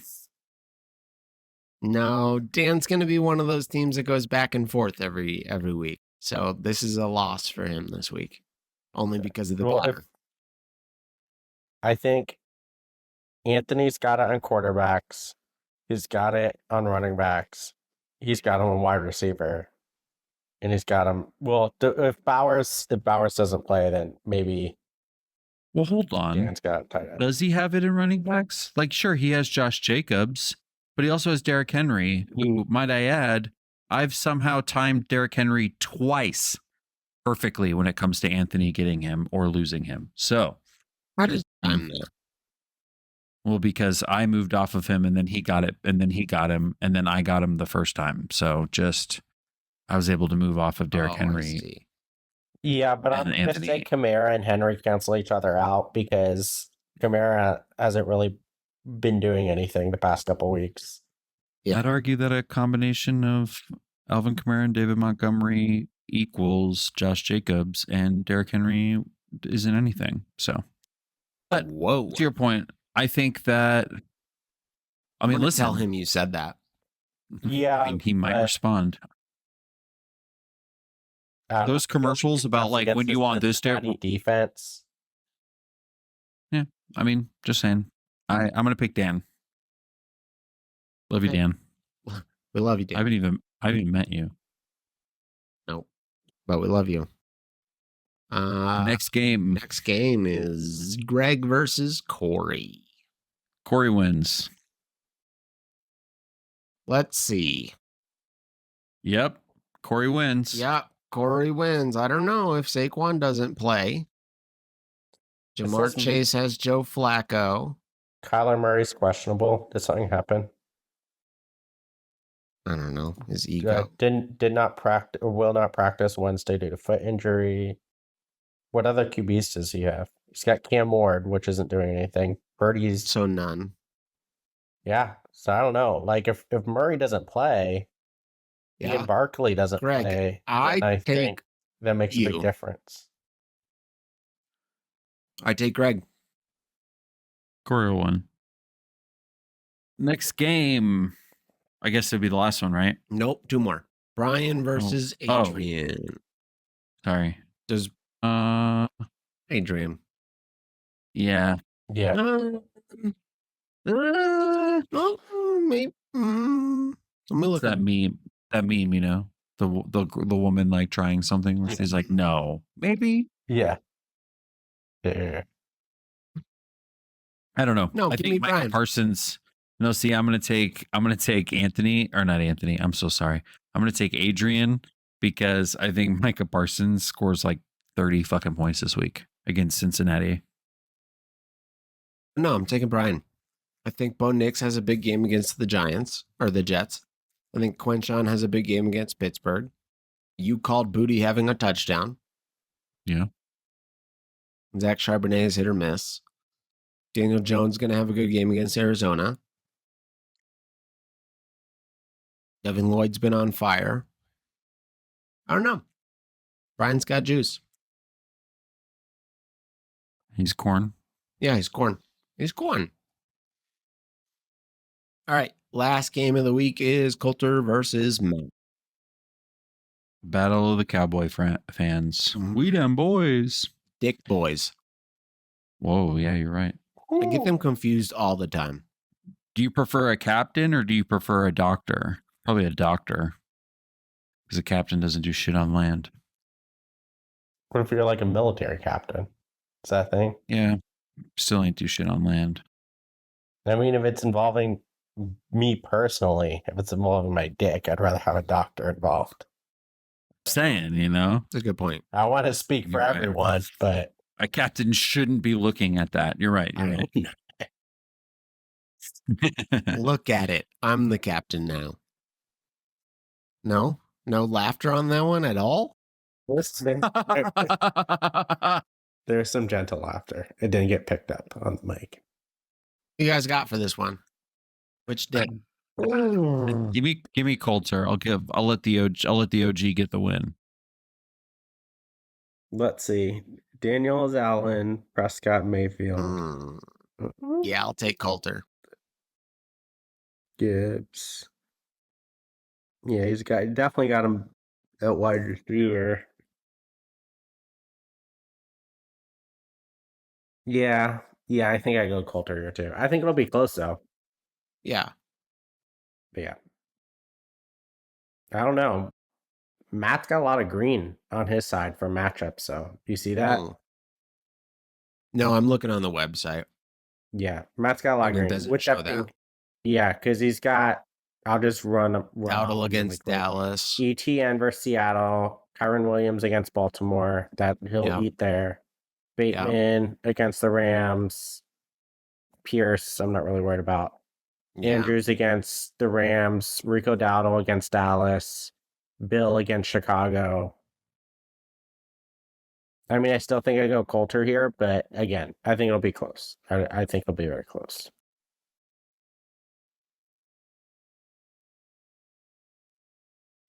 Yeah, I think it's Coulter. Okay. All right, moving on to the state of the league. Your boy still number one standings. Anybody going to take me down? No, is the answer to the question. No, is the answer to the question. Matt jumps up to number 2. I think the reason I married you is because of how humble you are. No, I'm not humble. No, Doc, that ain't me. That ain't it. Anthony stays at number 3. Coulter drops to 4. Rob stays at 5. Dan jumps up to number 6. Corey, Bo, Adrian, Brian, Greg, and Ryan remaining down at the bottom. Power bottom as it is. TMI. Greg, how do you feel about dropping down to number 11? I mean, I'm 1-4, and I feel like I'm spiraling. So we asked right now. All right, draft order. If the season were to end today, as a reminder, this is for the non-playoff teams, as decided by Max Points 4. First overall, Ryan, and then Brian, and then Greg at number 3. Your boy. Yeah, boy. Adrian, Corey, and Bo. Bo, you don't make the playoffs. You're going to have the worst pick in the draft. I don't have a first round. I don't have my own first round pick, so. Oh, who has it? Ryan, probably? Yeah, I have your first, so it kind of like fuck me either way, you know? Yeah, for sure. Yeah, but if you get, then that means I'm rooting for you to at least make the playoffs so that Ryan doesn't get a better pick. Yeah, so you're rooting for me, but that helps Ryan. So, yeah, it's like. Right, that's such a crossroads because I don't want you to make the playoffs because you'll fucking win somehow. Yeah, I mean, I think that's like even more motivation for me to just be like, oh, like, just keep chugging along because, again, I don't have my own pick. I don't even have my own second. So I think at that point, like, 3rd, 4th, and 5th picks, it's like, it doesn't matter, you know. Position doesn't really matter that much. Yeah, agreed. All right, power rankings for rest of the season. Myself at number 1. Bo jumped back up to number 2 there. Coulter and Matt at 3 and 4. Corey and Anthony rounding out the top 6. Then the bottom 6 are Ryan, Adrian, Greg still at number 9 there. Not Ryan, Rob. Sorry, Rob. Did I say Ryan? Do not disrespect Rob like that. Sorry. I was like, is he going from the back? And then it was like, nope, that's not what he's doing. Nope. Let's start over there. Rob, Adrian, Greg at number 9 still. Dan at 10, Brian at 11, and Ryan at the bottom 12. Riding the power bottom. Riding the power bottom. All right. As per is tradition, we will not do the last word, which we have still not done any week, even though it has been on the dock pretty much every week. So we'll skip that since we ran a little bit long this week. Thanks for listening in, everybody. Maybe the 3 of you that listen. But we appreciate you. That's all for this week. Bye. Bye. Bye.